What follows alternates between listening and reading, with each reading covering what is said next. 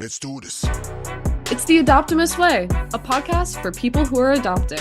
Brought to you, as always, by Adoptimus.com. Join today and get your first 7 days of outreach free. Welcome to the very first episode of the Adoptimus Way. I am your host, Paige, and in each episode, we are going to be taking a deep dive into the topics that are so important to adoptive parents today. I'm talking about how to meet potential birth parents online, starting an adoption website or profile, making fresh videos, and just understanding the need to get yourself out there online, even when it's not comfortable. This podcast is going to be part inspiration, part instruction, and hopefully really useful for you. There is a lot to know about trying to make online connections, but don't be intimidated. We're here to help. And we're going to be talking to a lot of professionals with the expertise you need to help you meet your adoption goals. Okay, I am super excited to welcome our first guest to the podcast, Greg DeFalco. Greg is a New York-based internet marketing manager specializing in paid advertising and search engine optimization. He sets up and manages paid ad campaigns on Google, Meta, Reddit, LinkedIn, and more. And he also helps websites improve their organic search presence. He also jointly owns a muscadine grape vineyard in South Carolina and a cat rescue called Feline Victory Rescue with his wife, Lucinda. Greg, would you mind telling us a little bit about what you do and your professional experience? Sure. Thanks so much for having me on. So yeah, I've been doing internet marketing for, I'm old now, I'm almost 50, so I guess about 30 plus years. So I've been there from the beginning, not the beginning of the internet, but the very early days of marketing. And so what I do is essentially help websites of all kinds get ranked in Google search results and other search engines, but predominantly Google. So that's whether you're trying to sell a product, a service, whether you're trying to reach people, as in the case of your audience, and trying to reach out and find the right fit. We do all of that, and paid advertising, that's spending money on these platforms, but also optimizing your website or blog to come up in the search results, which is a vitally important part of marketing. So could you explain a little bit about what the difference between organic and paid search is and why someone would maybe want to pay for Google Ads? Yeah, that's a great question. So luckily, everybody in the world has Googled something, or maybe Binged, if you like to Bing instead of Google. But effectively, when you do your search, you'll often notice that at the very top of the results are the sponsored listings. So people pay for that. So when you click on that, you might not realize it, but you're actually charging the advertiser 5 cents, 10 cents, $2, depends on the search term. Below that, you'll typically see non-paid search results. That's considered organic. So you want to be in both places if you're trying to reach an audience of a certain type, because it benefits you to reach that person, especially if they're relevant, and that can help drive business or reach an intended target.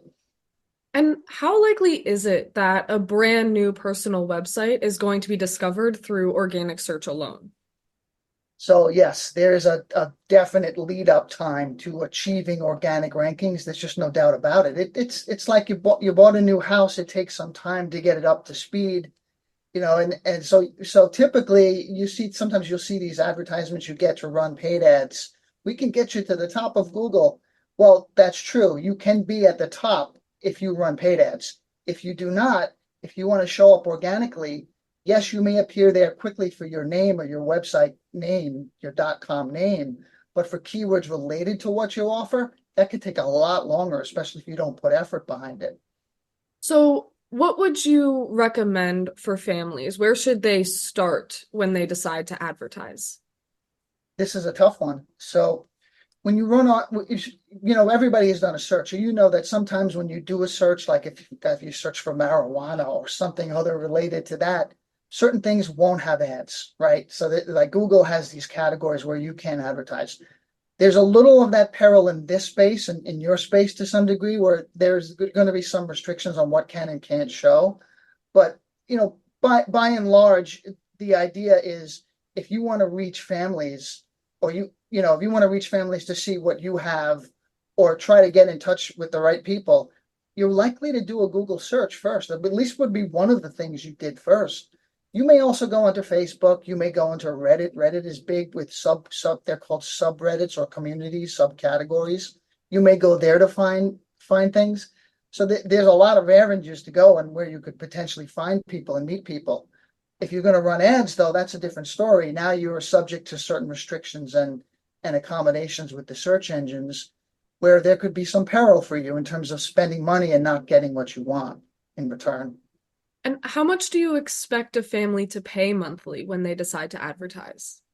So this totally depends. See, Google works on a cost per click basis by and large. So if you're a lawyer, you may pay $25 to $100 per click for a local keyword like local attorney near me. It's different in your space, though. It's very different.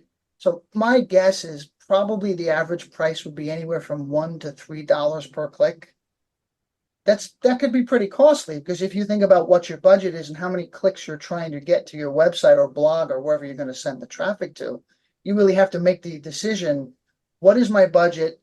Depending on how many people come to my website, how many do I think will convert, meaning filling out a form to contact you, or take action, call you, whatever the action is. And then you need to make that estimation because this could become a money pit if you're not careful. So could you explain more what cost per click means? Yep. So it's as simple as it sounds. So let's say I put up an ad for a keyword. Let's say it's adoptions near me, or in my case, I also run an animal rescue, as you mentioned. So we run ads on Google for cat adoptions. So I'll just use that as an example, kind of a funny, similar example. But if I search for cat adoptions, my ad would come up in Google search at the top. Maybe not the very top, but within the first 4 results. If you clicked it, you would cost me anywhere from 20, like I said, 5 cents, 25 cents, whatever the average is, dollar. And I need to make the determination as the advertiser. I just paid $1 to get you to my website. What is the likelihood you'll take an action that justifies that dollar? And then think about that on a larger scale. So you're probably looking at it, as I said, at least $1 to $1.50 average cost per every click you get from Google to your website. So you need to make the determination if it's going to be justifiable. And then when does a person get charged for those ads? Do they get charged each time someone clicks, or is it once a month? So Google typically works off of a daily budget or a 30-day budget. And usually when you start, you'll get billed the first $50 you spend and then the next $50. Ultimately, you'll go into a cadence where it's every $500 you spend. So for a family with not a large budget, they could probably expect to be charged every $50 worth of clicks they get to their website. And what are some useful metrics that an adoptive family should pay attention to when they start advertising? It's most important whether you advertise or not, and you use someone like me or you do it yourself. It's imperative that your website or your blog or whatever you're going to send the traffic to has, and this is obvious, but good pictures, good information about you and your family, your values, things like that. Pictures of happy people. And I would say this to an advertiser selling washing machines. Happy people, washing clothes is always going to be beneficial. So that you start there. But once you have the website or blog, it's imperative that you have some way to track what they do when they get there. So many advertisers run ads and they think, oh, now the business is just going to start flowing in. Well, maybe it does, but maybe it's not profitable because you didn't know what your KPIs are, your key performance indicators. So in this case, you definitely want a phone number that's available. Or if you don't want to take phone calls because you're afraid of the potential audience, which would be safer coming from Google, by the way, versus using a Craigslist or some other platform. Google's typically safer, but you would want a web form because you'd want to track that back to the ad so you know what keywords triggered the person to contact you. How do you make sure that the right people are actually seeing your ads and not just other adoptive families or adoption professionals? So Google is multi-tiered. It isn't just keyword based. And I kind of buried the lead there. I mean, in the old days, because remember, I'm old, it used to purely be keywords. You went to Google, you did a search. So in this case, if it was adoptions or whatever the keyword was, you'd want your ad to show up for that. Now Google is far more advanced with AI. So now the ads can show on Gmail. I'm sure you've seen Gmail ads when you're scrolling through your emails. There's an ad at the top. That's me. There's ads on YouTube, the pre-play clips that will appear in front of the video you're trying to watch. right? So there's display ads or image ads that you'll see at the top of a CNN or a weather.com or sites like that. So ads are everywhere, right? So you have to be careful about what you want to show, but ultimately you have to decide, where is my audience? Where in the country? What are their age ranges? What are their demographics, if that's important to you? What keywords? And then to take it a step further, what signals could we give to Google to try to find more people beyond just keywords? Example, job titles, um, interests. Google knows so much about you. It's a little scary, but you can tell Google what you are when you log in, and then it uses that for advertising purposes. So all those things are good to know when you're trying to find this audience. That's really interesting. I didn't realize they had so many different avenues that they use to target those ads now. So it's scary. Can you choose to advertise in only one specific city or state or geographical region, or can you only go as small as a country? You definitely can geo-target very distinctly, not to the house, but you can do it to a range, a geo-targeted radius, which is very valuable. A metro, a city, a state. That's helpful, especially if you're looking. Let's say you're trying to find people in Montana. You can limit it to Montana, but that's location restrictions. You have many other targeting options. As I said, age, gender is an option too. Household income is sometimes an option, though Google is very particular about that. It doesn't want to restrict or limit your ability of certain peoples to see the ads. You might, but you have to keep that in mind too when you run the ads. So you mentioned that you would suggest that everyone have happy, smiling pictures on their profiles or their websites that they're advertising. What about sometimes it can be a little uncomfortable to put yourself out there on the internet if you are typically a more private person, especially if you're doing advertising. Do you think that you have to show yourself and your family in your advertisements when you are an adoptive parent? I think so in this case. I mean, maybe, okay, it doesn't have to be too personal. And of course, you'd have to watch what images you. The other thing I didn't mention earlier, I hinted at, is that as I said, you can also run image ads, not just text keyword ads when you go to Google and search. So those image ads, that's what I'm talking about. That's where you would decide, do you want to depict yourself in the ads? What do you want to depict? Do you want just generic imagery of people, or do you want it to be you? That's another question. And then, yes, once you get to the website, what do you want a prospective family to see or person to see when they get there? That's important. Just as it would be if you invited someone to your house. Think of your website as your house. You're not going to leave all the cat stuff toys all over the floor. You're going to try to clean it up and make a good showing, because ultimately you want that person to have a good experience. That's what's true on the website. So, how are the ads made or written? Do you, as the advertising consultant, do that, or do the families do that and then bring that to the advertiser? How is that all done? Yep, Google has a pretty simple self-serve option that if you didn't use a professional like me, you could do yourself, right? And it's pretty simple. They make it simple, if depending on if you wanted to start with the search ads, the keyword ads, or the image ads. But let's say you just wanted to do keyword search, basic search ads. You would be given fields like headline and description to type in, URL where you put your website where you want the traffic to go to, any metrics that you want to track, like phone calls. All those things would be given to you as an option to set up and track when you launch the campaign. If you use a professional like me, I'm not saying you should, but I would go through and I would develop a list of keywords. I would ask you questions. Where are you trying to target? Who are you trying to target? I'll go even a step further. What websites do potential readers of your site, where would they go? Because I could use that as part of that signal I mentioned earlier to help Google try to find the right person. So I would ask very in-depth questions. So, what would you say is the difference between finding a connection through classic social media practices, like using good hashtags, posting frequently, things like that, versus using a sponsored ad campaign on Google? Boy, that's a key question, because I can bring this back to the cats. When I know it's funny, but when you run Google ads to try to find good homes for cats, you get a better quality person than you do if you run them on Craigslist. I mean, I'm sorry, this is just the reality. You know what I mean? There's peril in using certain platforms that Facebook typically, if you have a Facebook account, you're an actual person. But then I'm sure there are bots out there. But generally, if you're reaching somebody on Facebook, there's a connection there and there's a history. That I find that when I run business ads for clients, leads that come from Facebook are not as good as they are on Google.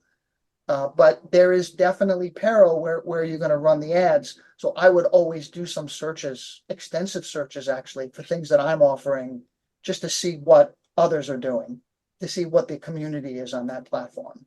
So, a lot of adoptive parents consider a successful ad campaign to be one that eventually ends up making them a connection or multiple connections with possible birth parents. What is a successful ad campaign from your perspective as a marketing professional?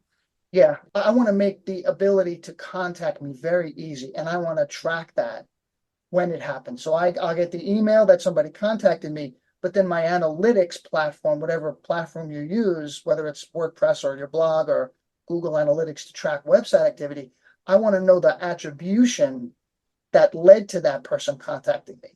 So there's where the tie into running Google Ads, for example, or maybe Meta or Reddit ads or whatever, comes in handy, because then you can pinpoint how many leads came from that source that you paid for. And then you can tie it back to the keyword, the location. Remember, we talked about where you run the ads. So now you have this granular level of attribution for when somebody contacted you. And that's important if you're spending money to reach these people. You want to know if the ads that you ran paid off. If you are collecting this data, can you, in the middle of the ad campaign, then analyze, say, those keywords and things and see what is getting you more clicks to your website and more contacts and what isn't? And do you adjust from there? Or once you send out an ad campaign, it's sort of done and you can't touch it? Yeah, you definitely don't want to do the latter. You don't want to say, I'm going to set it and forget it. I'll take my vacation and hope all these people contact me. You have to massage it, because you don't want to spend money that's a waste, especially if you're a family, you don't have a large budget, you're doing this on your own. Maybe your budget is $1,000 for 2 months or a month. You want to be spending money on the right keyword. So you want to look at the results. What keywords drove people to the site? Did the ad that I launched on Gmail work? And by work, I don't just mean did A, people see it, B, people click. Did they take an action once they clicked? Again, that's back to tracking the form or the call that it signifies a successful lead in this case. What would you say are some of the benefits or the reasons people would choose to either work with someone like you to do their ad campaigns or would choose to run their Google Ads by themselves? Yeah, yeah, this is a tough one because, whether it's me or somebody else like me, typically a lot of people in my space don't take business from very small, they call them small projects, but it's a small spend is really not too much work. So sometimes it's better for a family to forego paying somebody to do it and just sort of launching it on their own, using YouTube maybe to just get some ideas about how to work it, or various free sources on the internet to give you some advice. But, if this really depends, again, this depends on your budget. If you want this to be immediate, and you might want to hire somebody, they can set up the right keywords and give you the right idea for budget and targeting. If you have a longer period of time and a smaller budget, you might want to just launch it yourself and just sort of tweak it. And again, as I said, you have to look at the numbers and the statistics just to make sure you're not wasting money. I mean, you don't want to be paying for clicks on cat adoption when you're trying to adopt a child. So it's very important to use the right keywords. Right. Are there any guarantees as an advertising consultant that you could make to an adoptive family who is coming to you to run an ad campaign? Well, personally, if I were running a campaign, I could guarantee you relevant traffic to your website. There's no question, because I would be doing hefty research on the initial side, finding the right terms that describe your business. And I won't just be making these up. I would be looking at your website. I would be listening to the words you tell me, and I would use that to craft a list of these terms.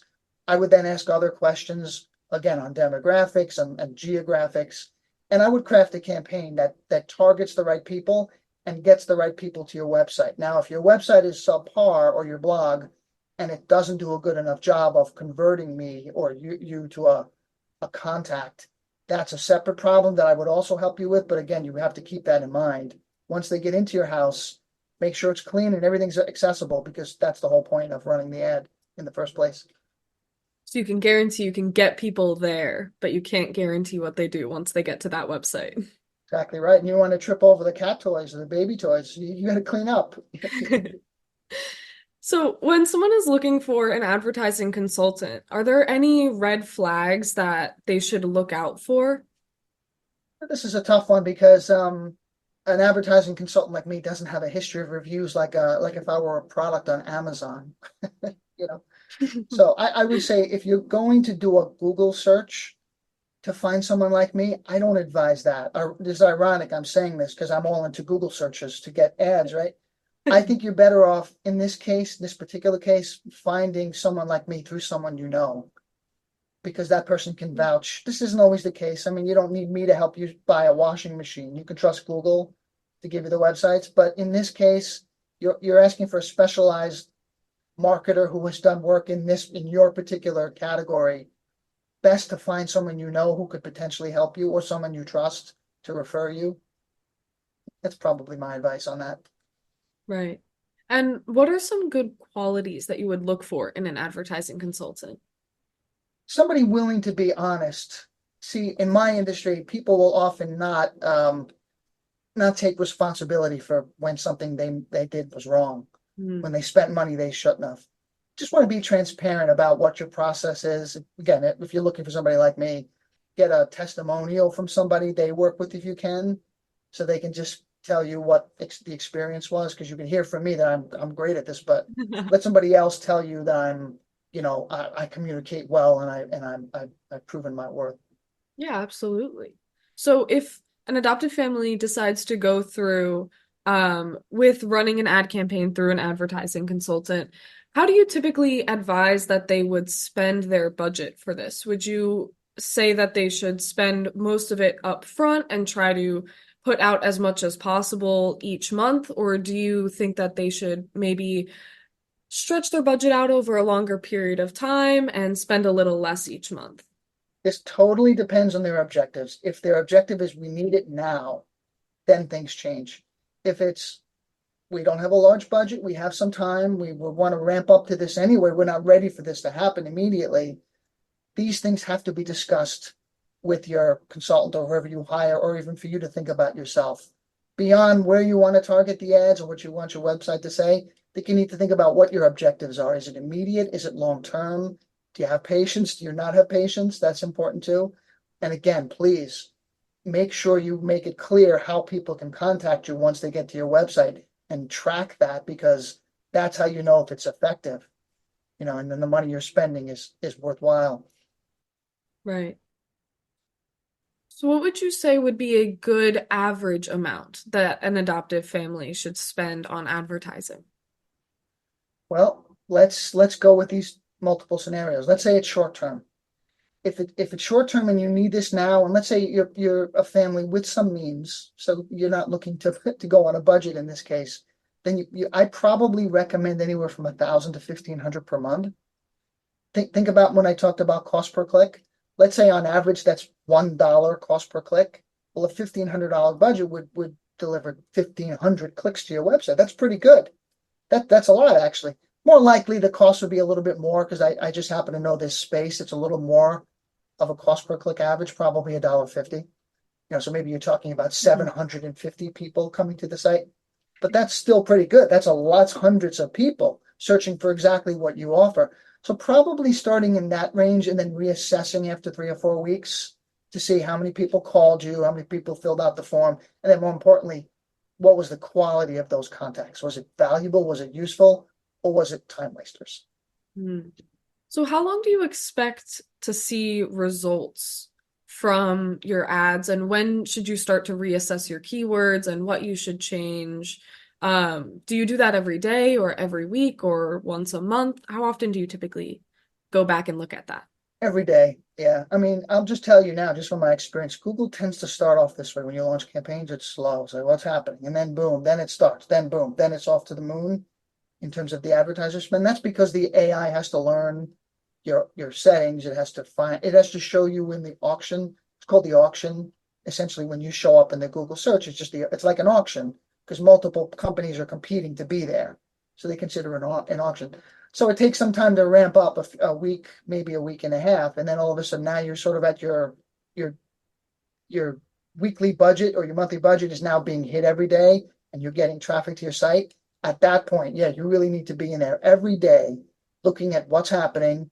You'll know if you got the phone calls or the web form contact forms to know if it's working.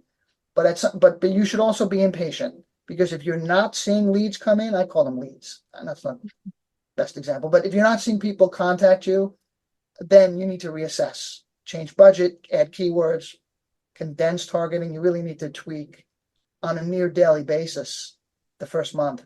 Then it sort of settles in.